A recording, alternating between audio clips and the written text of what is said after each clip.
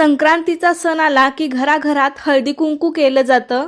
आता तर अगदी सार्वजनिक स्तरावरही हळदी कुंकवाचे कार्यक्रम केले जातात।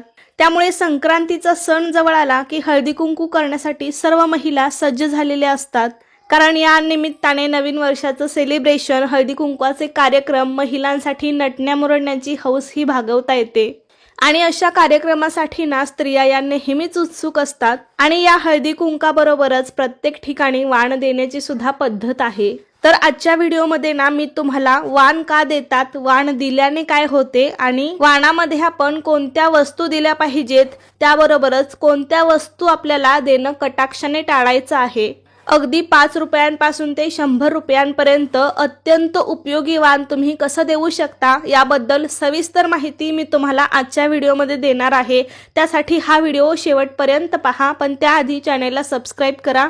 मकर संक्रांतीपासून ते रथसप्तमीपर्यंत हळदी कुंकवाचा कार्यक्रम तुम्ही कधीही करू शकता। या निमित्ताने जवळच्या मैत्रिणी आणि सुवासिनींना घरी वाण देण्यासाठी बोलावता येतं। आता या व्हिडिओमधील सर्वात महत्त्वाची गोष्ट म्हणजे वाण काय द्यायचं। तर त्यासाठी तुमचं बजेट किती रुपयांचं आहे, आपण किती रुपयांपर्यंत वस्तू देऊ शकतो हे आधी आपण ठरवायचं। वाण घेताना मुख्य करून आपल्याला कोणत्या गोष्टी बघायच्या आहेत, वाण देत असताना ते कशा पद्धतीचं असावं। तर सर्वात महत्त्वाचं म्हणजे एकतर ते उपयुक्त असावं, उपयोगी असावं। कारण वाण देण्यामागचा उद्देशच असा असतो की त्या दिवशी दान केल्याने आपल्याला पुण्याची प्राप्ती होते, पुण्य मिळतं। कारण आपण ऐकलं असेल बघा, संक्रांतीला पवित्र नद्यांमध्ये स्नान आणि दानाचं खूप मोठं महत्त्व आहे। आणि आपण हळदी कुंकाच्या निमित्ताने सुवासिनींना काही छोट्या छोट्या भेटवस्तू देतो, तर एक प्रकारचं ते दानच आहे आणि त्यामुळे आपल्याला पुण्य मिळू शकतं। फक्त सुवासिनींना आपण जी वस्तू दान करतोय तर ती वस्तू तितकीच उपयोगी असावी, त्या वस्तूंमुळे कुठल्याही प्रकारची हानी होत नसावी, या गोष्टींची काळजी घेऊनच आपण वाण निवडायचं आहे। एकतर या दिवशी आपल्याकडून छोटंसं का होईना दान घडतं, त्याबरोबरच दिल्याने वृद्धी होते, वाढ होते असं आपण मानतो। त्यामुळे द्यायचेच आहे, द्यावे लागते म्हणून देऊ नका। वाटल्यास कमी स्त्रियांना बोलावून द्या, पण चांगली, वापरातली आणि उपयोगी ठरेल अशी वस्तू द्या। आता ज्या नवीन लग्न झालेल्या मुली आहेत किंवा ज्या मुलींची पहिलीच संक्रांत आहे, तर त्यांनी मात्र पहिल्या वर्षी हळदी कुंकाची डबी किंवा हळदी कुंकवाचा करंडाच द्यायचा असतो। फक्त लक्षात ठेवा, त्या हळदी कुंकाच्या डबीमध्ये किंवा करंड्यामध्ये थोडंसं का होईना हळदी कुंकू भरून द्या, ते रिकामं देऊ नका। काही ठिकाणी अशी पण पद्धत आहे बघा, वाणामध्ये पहिल्या वर्षी हळदी कुंकू, दुसऱ्या वर्षी बांगड्या, तिसऱ्या वर्षी कंगवा, आरसा, चौथ्या वर्षी खिचडी, 5व्या वर्षी नारळ लुटले जातात। पण एवढं काही शक्य नसेल तर पहिल्या वर्षी मात्र हळदी कुंकाचीच डबी द्या आणि बाकी वर्ष आपण आपल्या मर्जीनुसार, आपल्या आवडीनुसार देऊ शकतो। कारण 5 वर्ष अशा शृंगाराच्या वस्तू द्यायचं म्हटलं तर कसं होतं माहितीये का, शृंगारामध्ये काय येतं, आरसा, टिकली, बांगड्या, कंगवा, नेलपेंट।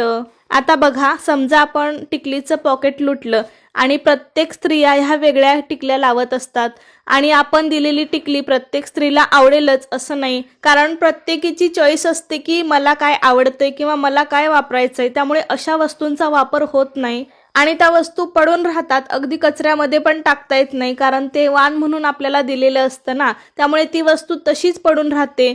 त्याबरोबरच नेलपेंट जरी आपण वाण म्हणून देण्यासाठी घेतली तरी प्रत्येक स्त्रीला आवडेलच असं नाही, कोणाला तो कलर आवडणार नाही किंवा कोणाला तो आपण ज्या क्वालिटीचे नेलपेंट घेतली आहे ते आवडणार नाही। अशा प्रत्येकाच्या चॉईस असतात, त्यामुळे आपण शक्यतो अशा वस्तू घेऊच नये।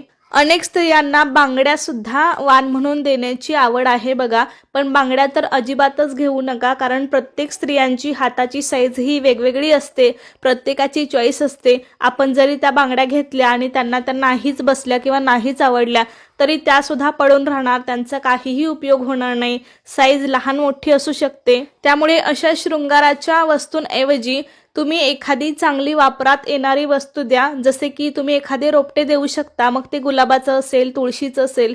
उलट त्या मैत्रिणींच्या कायम लक्षात राहील, त्याची जर चांगली वाढ होईल तर त्यांच्या नक्कीच नेहमी लक्षात राहील की मला हे रोपटं हिने दिलं होतं म्हणून। तेवढं शक्य नसेल तर तुम्ही किचन मधली पण एखादी वस्तू देऊ शकता। तुम्ही छोट्याशा स्टीलच्या वाट्या पण देऊ शकता, ज्याचा करून आपल्याला किचन मध्ये वापर होऊ शकतो। चमचे देऊ शकता, त्याचा पण वापर आपल्याला नक्कीच होऊ शकतो। पण स्टीलचे चमचे द्या। त्याबरोबरच तुम्ही सेफ्टी पिन सुद्धा कलरमध्ये आता अवेलेबल आहेत, त्या पण देऊ शकता। कारण स्त्रियांना बघा साडी नेसायची म्हणलं की बऱ्याच पिना लागतात आणि त्या सुद्धा त्यांना खूपच उपयोगी पडतील। त्याबरोबरच खड्या मसाल्यांचे 10 रुपयाचे पॅकेट सुद्धा मिळतात बघा, खडा मसाला 10 रुपयाची पुडी ती देऊ शकता, किंवा इतर सुहाना, एव्हरेस्ट मसाले किंवा तुम्हाला जे आवडतील ते मसाल्यांचे पॅकेट पण देऊ शकता। तसेच बघा 10 रुपयांची वस्तू सांगायचं झालं तर तुम्ही रांगोळीचे पुडे देऊ शकता। अगदी रांगोळी 1 किलो 10 रुपयाला येते, किंवा कलरमध्ये पण तुम्ही रांगोळीच्या पुड्या देऊ शकता। त्याबरोबर रुमाल देऊ शकता। 10 रुपयाची चहाची पुडी, साखरेची पुडी, पॉन्ड्सचा पावडर डबा, मसाल्यांच्या पुड्या, बिस्किट पुडे, मॅगीचे पुडे, गुळाची ढेप, भांड्याचा साबण, भांड्याचा स्क्रबर, अगरबत्ती किंवा एखादी कापडी पिशवी अशा वस्तू तुम्हाला 10 रुपयांमध्ये मिळून जातील। ह्या वस्तूंना अगदी कमी बजेटमध्ये स्वस्त आहेत, फक्त 10 रुपयांमध्ये तुम्हाला हे पाउचेस मिळून जातील आणि त्या उपयोगी पडणाऱ्या आहेत महत्त्वाचं म्हणजे। त्याबरोबरच तुम्हाला अजून काही चांगलं द्यायचं असेल तर तुम्ही पितळेचे छोटे दिवे देऊ शकता, लाकडी चमचे देऊ शकता, स्टीलचे मोठे मोठे बाउल देऊ शकता। प्लास्टिकचा वापर शक्यतो टाळा। स्टीलची चहाची गाळणी किंवा चिनी मातीच्या बरण्या तुम्ही देऊ शकता, एखादी पर्स देऊ शकता, शेवयांची पाकिट देऊ शकता, रेसिपी बुक देऊ शकता, डायरी देऊ शकता, ब्लाउज पीस। त्याबरोबरच देवांसाठी आता छोट्या छोट्या मोत्यांच्या माळा आल्या आहेत, त्याही चालतील। या दिवशी गुळही दान केलेला चांगला असतो, त्यामुळे गुळाची पाव किलोची ढेप अगदी 10 ते 12 रुपयांना येते, किंवा तुम्ही अर्धा किलोची पण देऊ शकता। त्याबरोबर अनेक जणांना अशा पण प्रकारचे वाण देतात की जसे की कडधान्य, डाळ, रवा, साखर, पोहे, शेवयांची पाकिटं, मिक्स ड्रायफ्रुट्सचे छोटे पॅक्स, नारळ, डेकोरेटिव्ह वस्तू। त्याबरोबरच अंगाचा साबण, शॅम्पू अशा पण वस्तू देऊ नका, कारण कोण कोणत्या वस्तू वापरते हे आपल्याला माहिती नसतं, त्यामुळे त्या वस्तू पण पडून राहण्याची शक्यता असते। त्यामुळे अशा वस्तूंऐवजी तुम्ही मी सांगितलेल्या वस्तू देऊ शकता। तसेच कटाक्षाने वापरून संपेल अशी वस्तू म्हटलं तर तुम्ही कोलगेटची छोटी 10 रुपयांची सुद्धा पेस्ट देऊ शकता।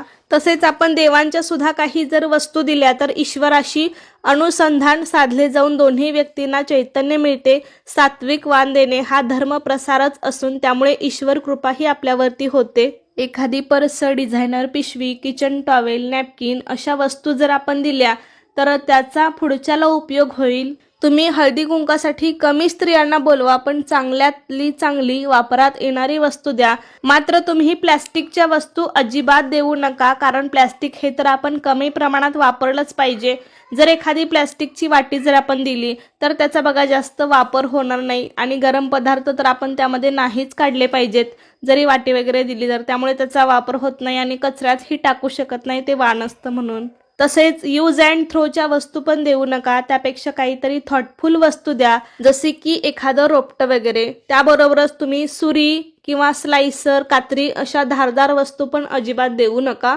त्याबरोबरच कुठल्याही प्रकारची हानी होईल अशा वस्तू सुद्धा वाणामध्ये अजिबात देऊ नका।